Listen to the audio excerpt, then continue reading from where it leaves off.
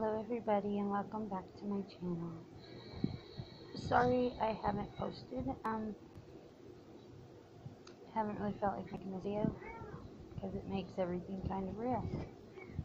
So today is Sunday, February 10th, and I've had a lot going on. On Friday, I think it was Friday, my days are running together. It may have been Saturday. David, the person that I love with all my heart, was brought to the hospital, and we found out that he had some bleeding somewhere, but we didn't know where. I'm not going to go into a ton of intimate details on this, but I say that basically we were told he had no blood left in his body.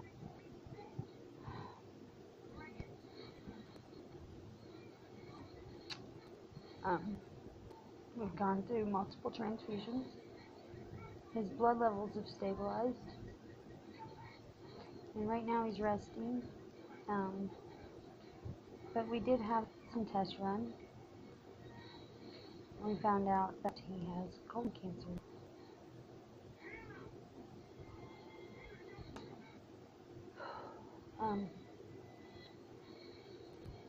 Sorry.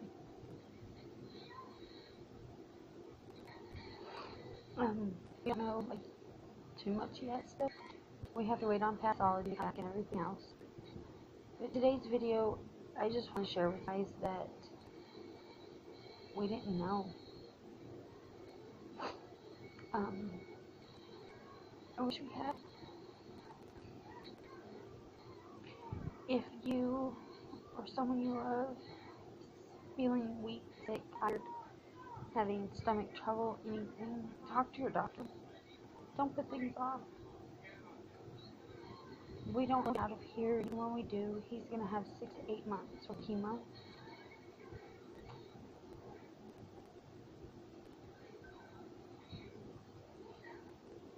We have a long road. A long road ahead of us. Don't think I'm going to leave this channel as a makeup channel anymore. I think I heard people are doing something like this, and I won't. And you can follow the journey with us. So stay tuned. I'm not sure how often I'm going to upload.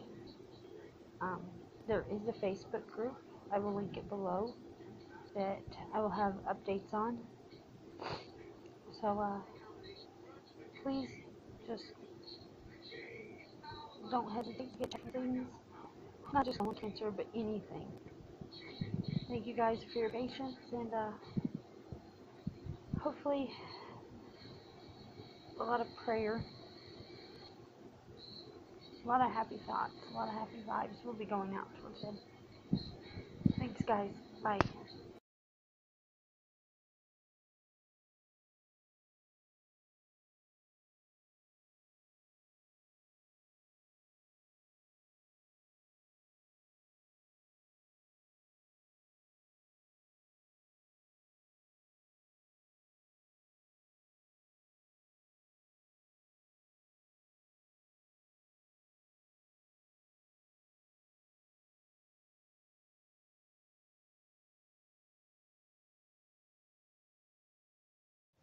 Hello everybody and welcome to my channel again.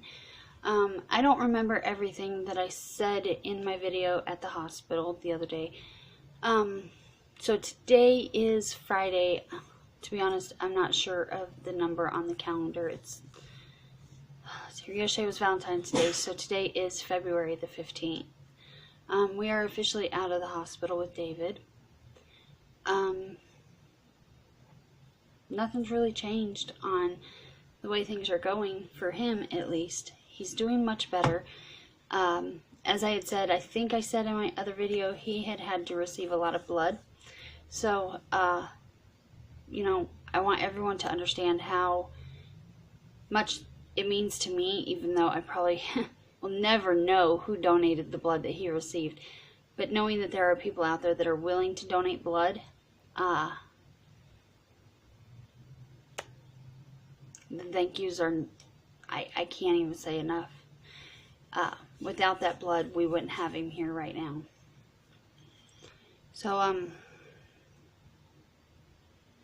guess I can start from the beginning because, like I said, I truly don't remember what all I said in the video. But on February the 2nd, 2019, we had taken him to urgent care. Urgent care told us that he was very pale. They felt that he was a little bit jaundiced, so they recommended that we take him to the hospital because they feared that he was either in liver failure or right-sided heart failure. That was scary. Just that alone scared the tar out of me. So we got him to the ER, and the doctor came in, looked at him, did some blood work, and came back and said that he basically had no blood left in his body. They needed to admit him, and we needed to find out what was going on. At that point, they ran 2 units of blood into him in the ER, and they transferred him to a regular room. This was on a Saturday. On Sunday, by the time Sunday got there, he had received a total of, I believe it was 8 units of blood come Sunday morning, and yet his blood levels still weren't stabilizing. Monday, a general surgeon came in and talked to us and decided to do 2 general surgeries or procedures to see if they could figure out where the blood was going or where it was at in his body. They did an endoscopic, which is down through the throat, and a colonoscopy. For hours we waited, and then they came in and told us that they wanted to do a CT scan. We didn't know why. We asked, and the nurse said that she didn't see anything in his surgical report, that everything had looked good. So we're like, okay, maybe it was just a spot they couldn't see. We didn't know.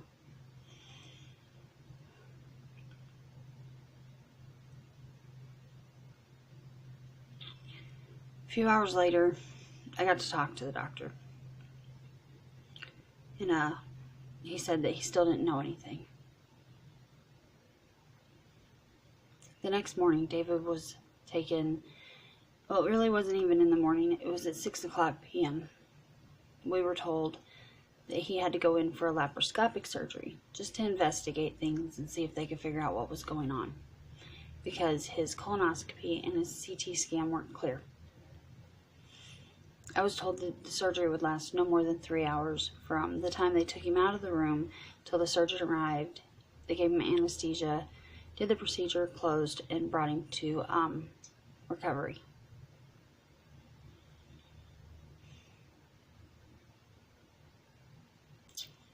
It wasn't 3 hours.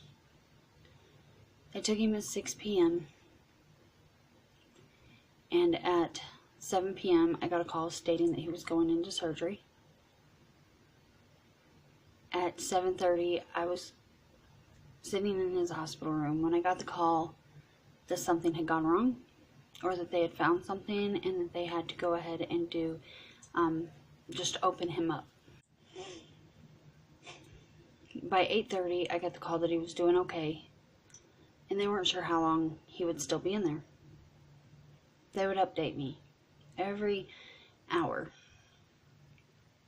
Every time the phone rang, my heart dropped. Especially if it rang earlier than that hour.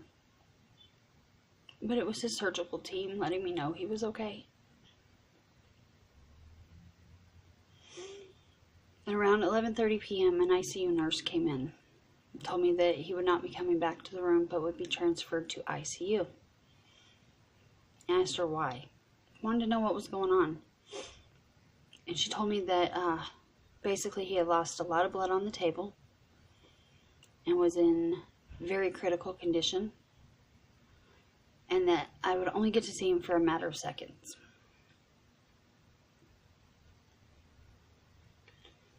That news broke me. She walked out of the room like I didn't matter, just walked away. No other news. And I broke down.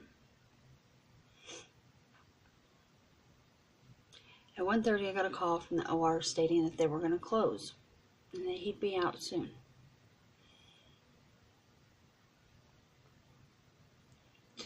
2 a.m. rolled around and nothing. At about 2:15, I got a call that they'd be bringing him out of the OR and down the hall and headed to ICU in just a few minutes, and that if I wanted to see him, I could meet him in the hallway. So that's what I did. A surgery that was supposed to last no more than 3 hours lasted almost 10. And I still didn't know what was going on. Didn't know why it went from just, a simple laparoscopic surgery to fully opening him up. I met him in the hall. And he had an NG tube in, which is a tube that goes from the nose down into the stomach to keep it drained. He had 3 IVs in his arms. He couldn't really talk, and he was ice cold and as pale as a ghost.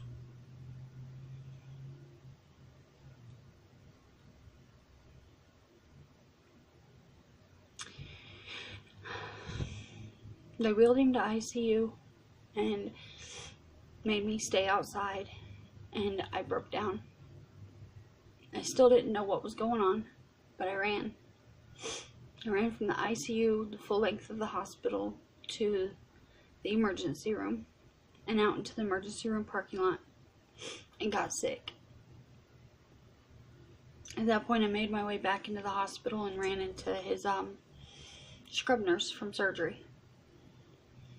And she asked me if I was okay. And I told her no. I said, you guys told me 3 hours. And kept calling and saying everything was okay. But then I got a call, or should I say, someone came into my room and told me that he almost bled out on the table. And she looked at me, she goes, no. She goes, I think they got their wires crossed. Blood loss was all prior to surgery. He's doing just fine. He pretty much lost no blood in surgery.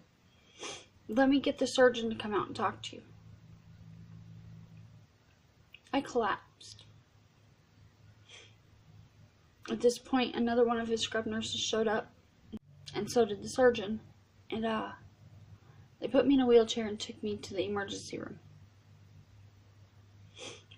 And I was told that they had removed a tumor from his sigmoid colon. The tumor was about this big. We were told that initial pathology showed that it was cancerous, but the form of cancer and the grade and the stage was unknown. They had believed that it may have spread to some lymph nodes, his bladder, and his stomach.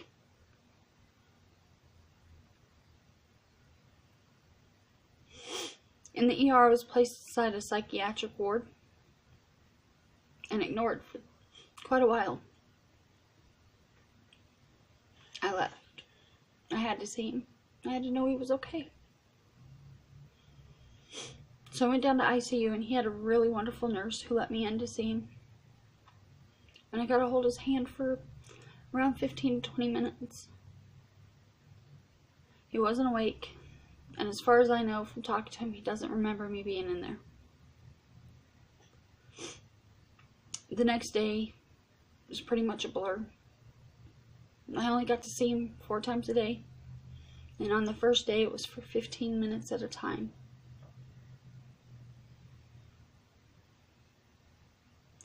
The next day they did bump it up to an hour, and I got to see him. Yet we still had no answers. That evening he was moved into a regular room. Multiple calls of people and family and his job. That's what I spent my days doing in between visiting him in ICU. And when he was sleeping, I would make calls or answer calls and answer questions. At this point, we were informed he no longer had a job. As many of you know, he drove truck. We were told his insurance would end within 30 days from his last day listed as working. Things are not easy right now. He's got a long road ahead of him. Before he was released, the doctors came in and let us know that his pathology reports came back. The two doctors can't seem to agree on the stage. One says late stage 1, early stage 2. And actually I should say it's 3 doctors. Another doctor says stage 2 to stage 3. And the last doctor said stage 4. Unfortunately, the oncologist that works at that hospital is on vacation this week. So to really find out the stage or the grade, we have to wait until the oncology can look at it. And we won't know anything till Thursday of next week. We do know that according to pathology, they got clean margins, which means they were able to remove all of it from the colon area. But we know that the tumor weighed 38.3 pounds, and it had gone completely through the colon wall and attached to the bladder. We know that his body was rejecting it, and it was liquefying in his stomach, and then he was passing it out. Whether it was through vomiting or what have you. So we believe, and the doctor believes, that is the only thing that kept it from spreading to other areas in his body, was his body rejecting it. We were told that he does have to go through chemotherapy and possibly radiation. We don't know on that yet. He will have 6 to 8 months. In the meantime, he'll be out of work. For the time being, we're at a hotel until we can get home to Arizona. But even that's a struggle. Imagine going 2 weeks with no paycheck because you're in the hospital, finding out what all is wrong with you, then arriving at a hotel when you get released and knowing that you only have 4 days there and nowhere else to go. That's what we're facing right now.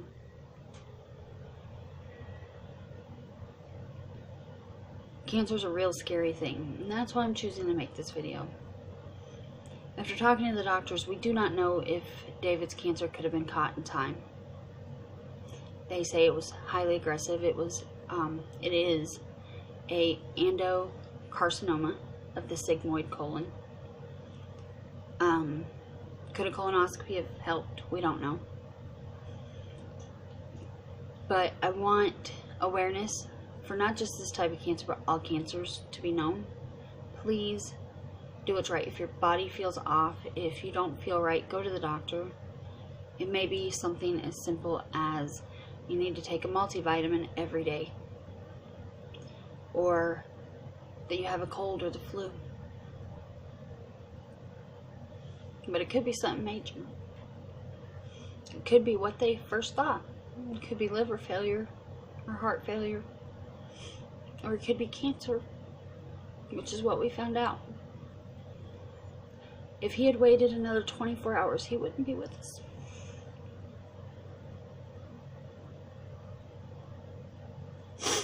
If he had waited another week, he wouldn't be with us.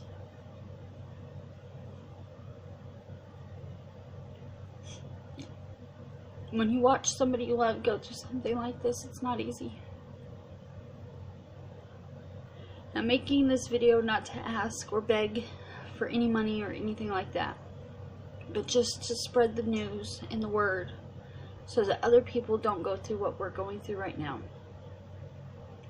I will say, if you're compelled to help us, we do have a Facebook page that we're using for updates, and then I do have a GoFundMe page, which I will link all of that in the description of this video.